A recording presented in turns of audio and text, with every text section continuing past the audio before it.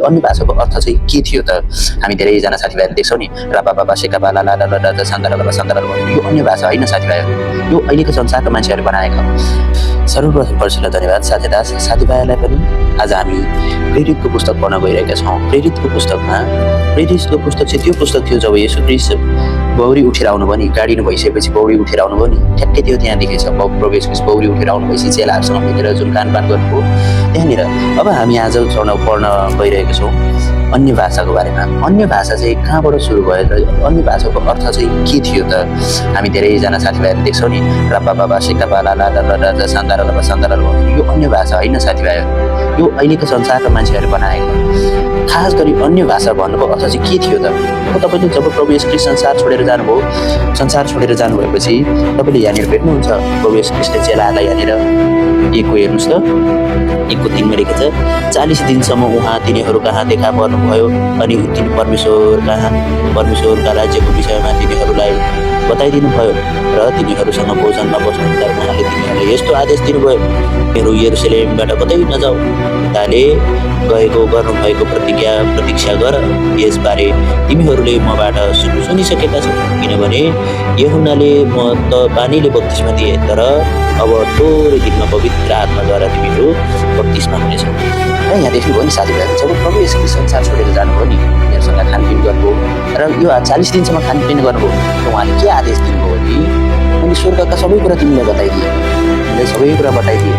र अब यूहन्नाले त पानीले बप्तिस्मा दिए, तर अब परमेश्वरले प्रतिज्ञा गर्नुभएको पवित्र आत्माले किनभने साथीहरू, जब येशू ख्रीष्ट संसारमा हुन्थ्यो, येशू ख्रीष्टले परमेश्वरसँग कुरा गर्नुहुन्थ्यो, केही प्रस्ताव राख्नुहुन्थ्यो। येशू ख्रीष्ट स्वयं हुनुहुन्थ्यो शुद्ध र उहाँले परमेश्वरसँग प्रस्ताव राख्नुहुन्थ्यो र त्यो सबै कुरा हुन्थ्यो। तर येशू ख्रीष्ट छोडेर जानुभएपछि उनीहरूलाई मानिसहरूलाई चाहिँ पवित्र आत्माले अभिषेक गर्यो र सबैजनाले चाहिँ पवित्र आत्माद्वारा बोल्न थाले, पवित्र आत्माद्वारा पाएर दोहोऱ्याइन थाले, पवित्र आत्माले उनीहरूले दोहोऱ्याउन थाले र उनीहरूले पवित्र आत्माले प्रार्थना गर्न थाले र अचम्मका कामहरू गर्न थाले, किनभने उनीहरूलाई ती कामहरू पवित्र आत्माले शक्ति दिएको र त्यसरी नै अब जब 2मा हेर्न सक्छौँ साथीहरू, त्यो 2मा हामीले धेरै इम्पोर्टेन्ट कुरा पाउँछौँ। तपाईँले पढ्नुभयो भने यहाँ हेर्नुहुन्छ नि, जब परमेश्वरको दिन आयो र तिनीहरू सबै एक ठाउँमा भेला भएका थिए, क्रिस्चियनहरू जो प्रभु येशू ख्रीष्टको चेलाहरू थिए, जो जति परमेश्वरले प्रभु येशू ख्रीष्टलाई विश्वास गर्थे, उनीहरू सबैजना एक ठाउँमा भेला भए र उनीहरू यसरी भेला हुँदै परमेश्वरको अनि यहाँनिर 2मा भेला भएर जब परमेश्वरको महिमा प्रशंसा गरे, ल पनि यहाँ 2मा हेर्नुहोस् त, अनि स्वर्गबाट अचानक ठुलो बतासको छिर्दा जस्तो एउटा आवाज आयो र तिनीहरू बसेको पुरा घरै भरियो र आगोका जिब्रा जस्ता तिनीहरूका देखा परे र भागाभाग भए र तिनीहरू हरेकमाथि बसे। र यहाँ देख्नुभयो नि साथीहरू, आगोको छिल्का जस्तो आयो, स्वर्गबाट बतास जस्तो आएर एउटा ठुलो आवाज आएर सबै उनीहरूमाथि बस्यो उनीहरूको शरीरमा, अनि तिनीहरू सबैजना पवित्र आत्माले भरिएर पवित्र आत्माले तिनीहरूलाई दिनुभएको अझ उच्चारण बमोजिम तिनीहरू अन्य भाषामा भन्न लागे। र यहाँ देख्नुभयो नि, अन्य भाषा भने के रहेछ? पवित्र आत्माले दिएको शक्तिले उनीहरू अन्य भाषा छुट्टै भाषामा बोल्न लागे र परमेश्वरको महिमा गर्न लागे। र कुन भाषा रहेछ? र यो जुन शक्ति दिएको छ नि, संसारिक मान्छे होइन, त्यहाँ अरू मान्छेहरू पनि आए, त विश्वासीहरू आएका थिए तर बप्तिस्मा भएका होइन नि। तपाईँले अघि त्यहाँ देख्नुभयो नि, सुरुमा हामीले यहाँनिर पढेको थियो नि, यूहन्नाले त पानीले बप्तिस्मा दिए, अब परमेश्वरले पवित्र आत्माले बप्तिस्मा दिनुहुन्छ। र पवित्र आत्माले बप्तिस्मा हुनुभन्दा पहिला केले बप्तिस्मा हुनुपर्छ? पानीले बप्तिस्मा हुनुपर्छ। त्यसपछि बल्ल हामीलाई लायकको भएपछि पवित्र आत्माले बप्तिस्मा हुन्छ, किनकि चेलाहरू पनि त नि 40 दिन पुग्नु पर्यो। येशू ख्रीष्टले छोडेर पहिला बप्तिस्मा भएर कैयौँ दुःख कष्ट गरेर प्रभु येशू ख्रीष्टले छोडेर गएपछि 40 दिन पुगिसकेपछि उनीहरूले पवित्र आत्माले अभिषेक गरियो। र यहाँ पढ्दै जाँदा अब पवित्र आत्माको अभिषेक गरिसकेपछि पवित्र आत्माको उच्चारण बमोजिम तिनीहरूले बोलेको अन्य भाषा के रहेछ? यहाँ पढ्दै जाँदा साथीहरू, स्वर्गमुनि भएका हरेक देशबाट ईश्वर भक्तहरू यहुदीहरू यस बेला यरुशलेममा बसेका थिए। पृथ्वीमा भएका स्वर्गमुनि भने पृथ्वी हो नि, पृथ्वीमा भएका सबै ईश्वर भक्तहरू यरुशलेममा जम्मा भएका थिए। त्यहाँनिर क्रिस्चियन मात्र होइन, सबै देशमा भइसक्यो, इन्डियामा नि हुन्छ, एसियामा नि हुन्छ, चाइनामा नि हुन्छ, तपाईँ अरू देशमा नि भयो, रुसमा नि भयो। अब त्यो सबै देशको भाषा एउटै हुन्छ, चाइनामा चाइनिज हुन्छ, रुसमा रुसी हुन्छ, नेपालमा नेपाली हुन्छ, इन्डियामा इन्डियन हुन्छ, त्यस्तै सबै भाषाको थरी भाषाका मान्छेहरू आए।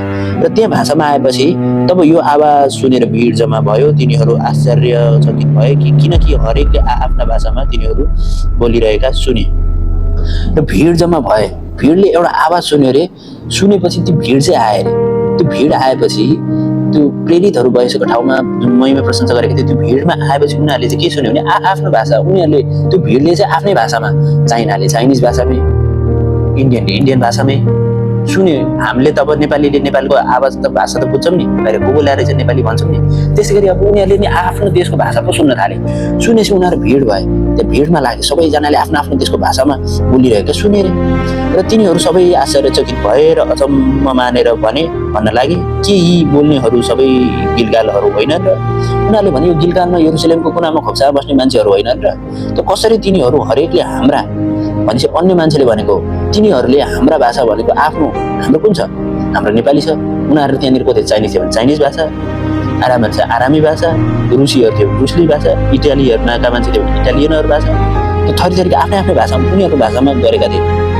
त कसरी यिनीहरू हरेकले हाम्रो आफ्नो मातृभाषामा बोलेको हामी सुन्छौँ, उनीहरूले सुनिरहे उनीहरूको भाषामा बोलेको हरेकले। उनीहरूले हामी यहाँ देख्छौँ नि, हामी यहाँ पार्थीहरू, मादीहरू, एलामीहरू, मेसेपेटीहरूका, यहुदीहरूका, कपडाहरूका पेन्टस एसियाका बासिन्दाहरू छौँ। त्यसमा यहाँ एसियाका बासिन्दाहरू पनि हुनुहुन्छ अरे। एसियामा धेरै भाषा छ नि त, इन्डियन छ, चाइना छ, अरू धेरै भाषा, बङ्गाली छ, त्यस्तै अरू धेरै धेरै भाषाहरू छन्। अब यहाँ थरी थरी देशका मान्छेहरूको छुट्टै आफ्नै आफ्नै भाषा छ नि त, होइन साथीहरू? अब त्यस्तो आफ्नै आफ्नै भाषामा बोलेको सुन्ने उनीहरूले अन्य भाषा भने रेखा बाबा साका बाला रखा होइन, ती देशका मान्छेको भाषा बुझ्नु पनि यहाँ साथीभाइहरूले। र त्यस्तै गरी तपाईँले यहाँ अन्त बाइबल पढ्दै जानु नि, पावल प्रेरितले पनि त्यही कुरा भनेको छ। पावल प्रेरितले पहिलो कोरिन्थीको 14 पदमा पल्टाउनु भयो भने, पहिलो कोरिन्थीको 14 मा पल्टाउनु भयो भने यहाँ तपाईँले बुझ्नुहुन्छ अन्य भाषाको बारेमा।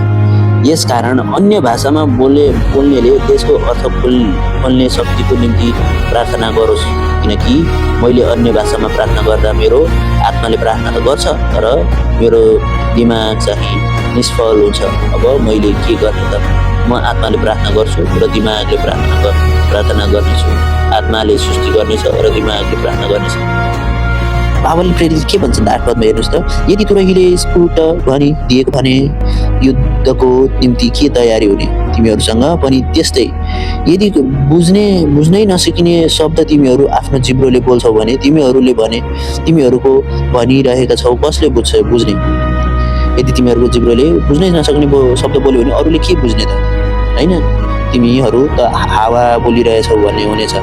संसारमा सायद धेरै किसिमका भाषाहरू छन्, ती कुनै पनि अर्थहीन छैनन्। र त्यसै गरी साथीहरू यहाँ पावल प्रेरितले 13 मा के भन्छ? यसकारण अन्य भाषामा बोल्नेले त्यसको अर्थ खोल्ने शक्तिको निम्ति प्रार्थना गरोस्। र 17 मा यहाँ के भनेको छ हेर्नुहोस् त, तिमी त राम्ररी त्यहाँ धन्यवाद दिन्छौ होला, तर त्यसले त्यो अर्को मानिसको केही आत्मिक वृद्धि हुँदैन। किनकि अन्य भाषामा बोल्दा तिमीले त बुझ्छौ होला। जस्तो अन्य भाषामा हामीले चाइनिज भाषा पढाएको छ भने चाइनिज बुझ्छ भने चाइनिज नै हो त, चाइनिजै नबुझ्ने मान्छेले के बुझ्छ त? केही नै बुझ्दैन, त्यसको आत्मिक वृद्धि नै हुँदैन। अनि यहाँ 18 मा के लेखेको छ त, म परमेश्वरलाई धन्यवाद जनाउँछु कि तिमीहरू सबैभन्दा बढी म अन्य भाषामा बोल्दछु। तापनि मण्डलीमा अन्य भाषा 10 जना शब्द बोल्नुभन्दा त बरु आफ्नै दिमागले 5 वटा शब्द अरूहरूलाई शिक्षा दिने हेतुले म बोल्नेछु। यहाँ पावल आफैले भन्छन् अन्य भाषामा बोलेर अनेक थरीको भाषामा बसेर अरू नबुझ्ने भन्दा उनीहरूले बुझ्ने गरी आफ्नै भाषामा 5 वटा शब्द बोल्छु, तर उनीहरूको आत्मिक वृद्धि गराउँछु भन्छ। त्यसैले साथीभाइ यहाँ पावल प्रेरितले नि भने र प्रेरितको पुस्तक पनि भनेछ अन्य भाषा भनेको त अन्य देशको भाषाहरू छुट्टै छुट्टै चाइनिज, हिन्दी, रुसी भनेको जस्तै रेखा भाषा कालाका बाबा भन्ने होइन। त्यही भएर साथीभाइहरू अन्य भाषा भन्दा पनि छुट्टै नसोच्नु, अरू देशको भाषा र पवित्र आत्माले तपाईँलाई आशिष दिनुभयो यी भाषाहरू बोल्न सक्ने, ट्रान्सलेट गर्न सक्ने। त्यही भएर अन्य भाषा भनेर अरू कुरा नबुझ्नु है साथी।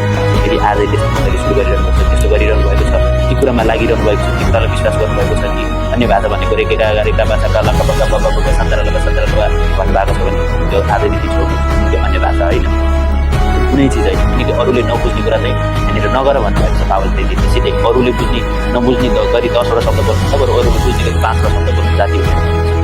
त्यसैले साथीभाइ आजै टिका हुन्छ र यति भन्दै